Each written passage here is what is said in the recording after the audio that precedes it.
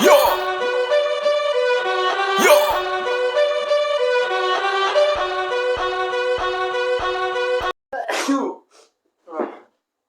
Hey guys, welcome back to my channel. Sorry I couldn't do a reaction yesterday.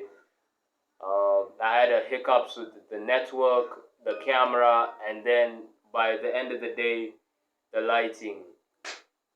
Because by the end of the day is when everything started working properly, and then the lighting was the last thing that I needed because I don't have proper equipment. So there you go. But I'm sorry for the excuses. We're back at it with another one, and today I want to look at what made Wayne Gretzky great. Because in my search through hockey, it really reminded me of back in the day when I watched the Mighty Ducks movies when I was a kid. I used to love them. Those were one of my favorite movie series as a child.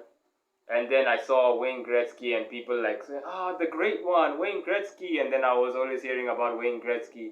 So I used to go to his Wikipedia page and read about him and read all these great stories about him. All these stats, all these wonderful shit that people used to say. And now it's years later, I'm a grown man, which feels weird to say. And I'm looking back, man. I'm looking back with my grown man head, mind, in terms of truly seeing and truly paying attention to why Wayne Gretzky was as great as he was, especially since I'm going into hockey now as a new fan, and I'm not just a fan of the fights. There's some technical shit you really gotta pay attention to. Oh, by the way, leave your comments below in terms of videos I should watch on the different aspects of hockey, in terms of how they train, in terms of strategies they use, in terms of 1, 2, 3, etc., etc. Leave it below. Let me do reactions for those. Let's build a community around actually knowing the game instead of actually coming in and just being impressed by, oh, look at how cool this is, look at how cool that is, and not knowing the game. I think that's one of the things. Before I get into the reaction, sorry for rambling on, but it's one of the things that I used to sort of feel about when I used to see reactors that I used to study and stuff in these past few months before I started my channel.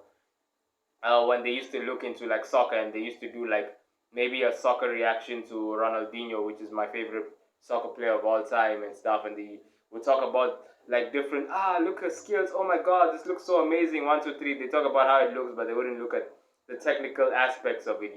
Same with MMA. People will talk about, violence, 1, 2, 3, 4, 5. They'll be marveled by the highlights and shit, but they won't know the technical aspects of that. A lot of that shit will be ignored by everyone else, but the fans themselves who are truly dedicated to the sport and truly love certain sports. So without further ado, man, let me see what made Gretzky great. But the Moose the Goose YouTube channel, go check them out. And yeah, let's get to it. Wayne Gretzky has more goals, assists, and points than anyone else in NHL history. And not just by a little, by a lot. But what about his game made him overwhelmingly better than his peers? Let's have a look at what made the great one great. Gretzky was a master at changing direction seamlessly and efficiently. Here's an example of him doing just that. The first thing that always sticks out when watching Wayne Gretzky play is that his head is always up. In all of his highlights, he's constantly scanning, looking around to create a mental map of all the players around him. The next thing to note is that Wayne has his shooting lane and passing lanes blocked by 3 players. However, Gretzky is experienced enough to understand that the defenseman can't over-pursue him and must come to a stop. And like clockwork, there it is. This is when Gretzky utilizes his edge work and pivots instantly. And in a quick second, look at how much ice he manages to open up. Wayne Gretzky's edge work helped him go from an unfavorable position to a direct shooting lane. Wind up, goal. Now that's just an example of what Gretzky does when defenders are close. But what does he do when they're further away?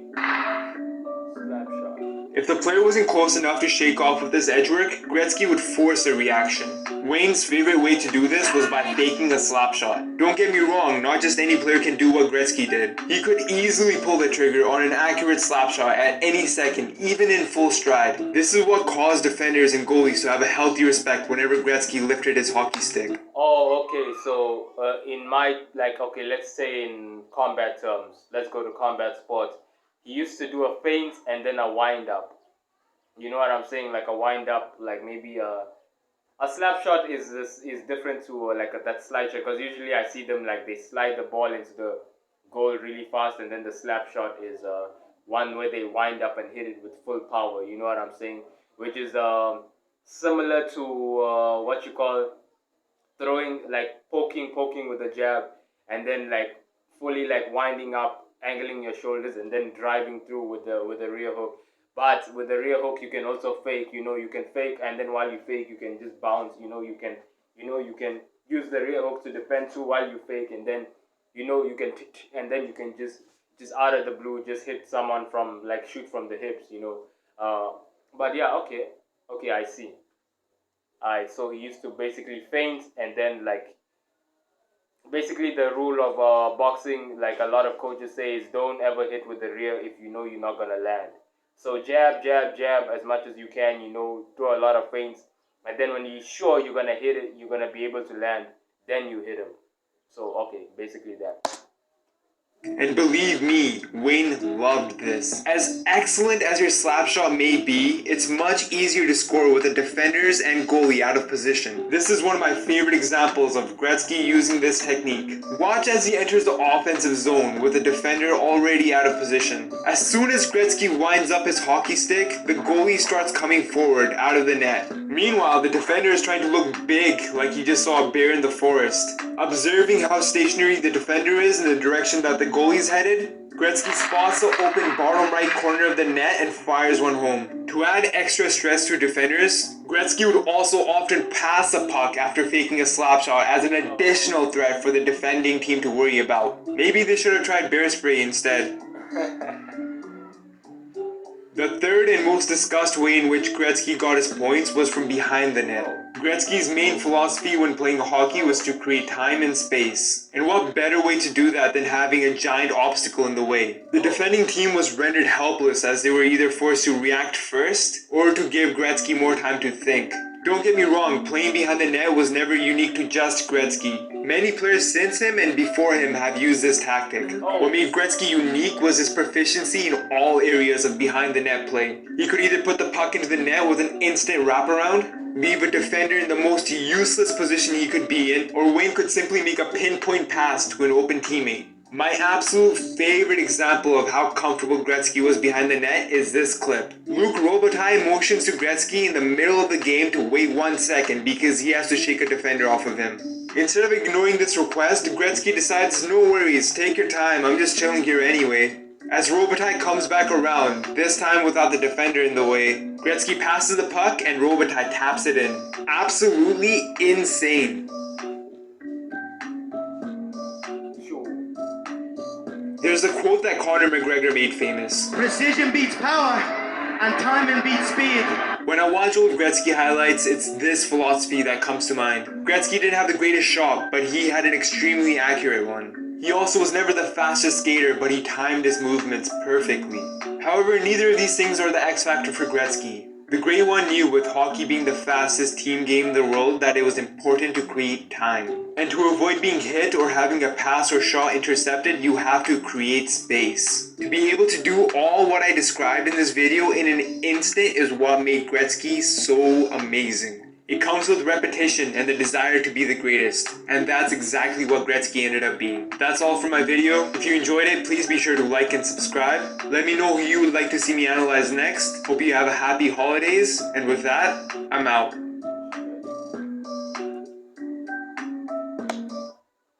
So this guy was like the Lionel Messi of his time and stuff.